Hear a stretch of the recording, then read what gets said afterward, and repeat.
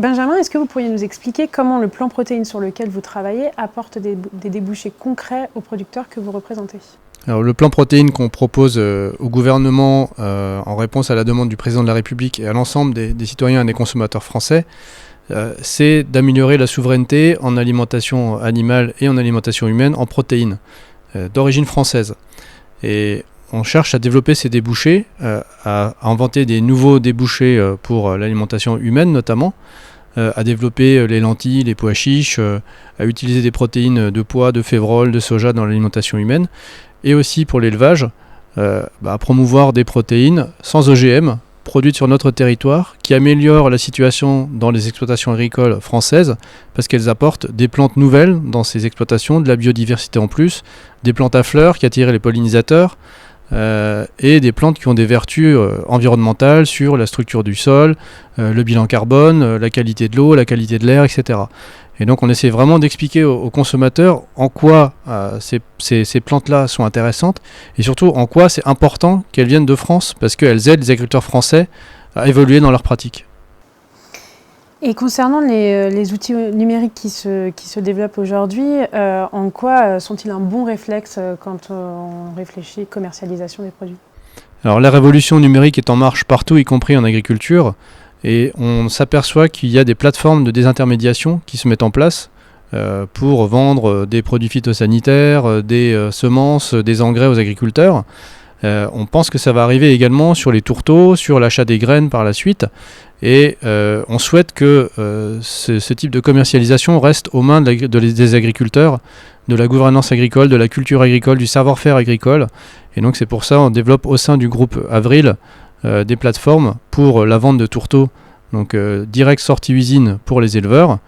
en partenariat avec les circuits de distribution habituels, avec les organisations de stockage, les COP, les négoces, mais aussi les fabricants d'aliments du bétail. Et on est en train de réfléchir aussi à une plateforme pour l'achat de graines de colza, pour commencer, sorties de ferme,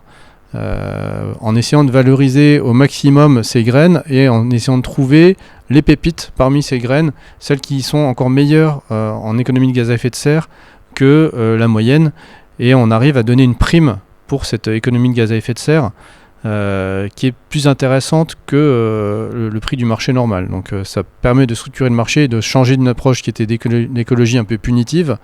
d'aller sur une écologie qui est rémunérée par le marché. Alexis, est-ce que vous pourriez nous dire en quoi le syndicalisme et la coopération peuvent constituer un duo gagnant ? Alors pour les planteurs de betteraves que nous sommes, on a une situation particulière en France où 80% des agriculteurs livrent à des coopératives. Ce qui donne une situation spécifique où le syndicat des industriels est financé majoritairement mais indirectement par les agriculteurs. Donc aujourd'hui, il y a une nécessité pour les planteurs et les industriels de travailler ensemble parce que le syndicat a besoin de la coopérative, mais la coopérative a surtout besoin du syndicat pour fidéliser ses planteurs, pour que le syndicat développe un message et envoie un message positif pour pérenniser les surfaces et pérenniser l'outil industriel. A contrario, le syndicalisme a conscience qu'aujourd'hui, le meilleur système, le plus abouti et le plus résilient, ça reste les groupements de producteurs et les coopératives. Donc c'est pour ça qu'aujourd'hui, on a besoin l'un de l'autre et on doit s'attacher à travailler ensemble. Brice, comment favorisez-vous l'articulation entre les associations spécialisées, les interpros et le réseau FNSEA-JA à l'échelle de votre territoire ?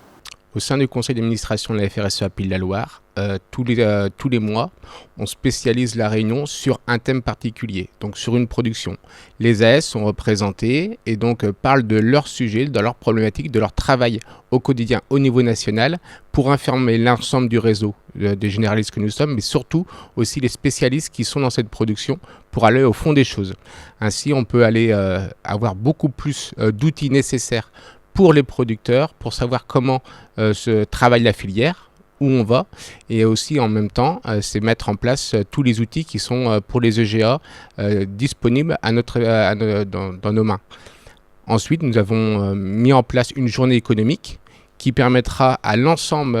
des administrateurs, à l'ensemble des producteurs, de savoir exactement quels outils sont à notre disposition aujourd'hui et quels outils nous devons actionner pour qu'au quotidien, on puisse avoir un effet positif sur ces EGA qui sont nécessaires pour nous pour retrouver de la valeur dans nos exploitations.